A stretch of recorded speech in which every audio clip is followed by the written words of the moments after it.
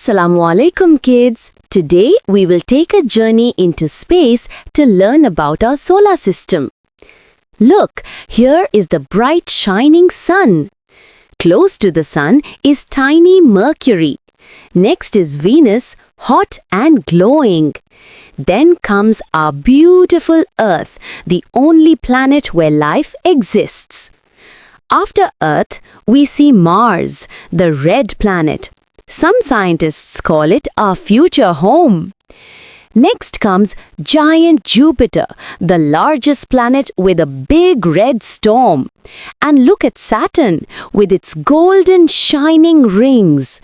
Far away, we see Uranus, a blue-green planet that spins on its side, and Neptune, dark blue with strong winds. Alhamdulillah, we have learnt about all 8 planets of the solar system.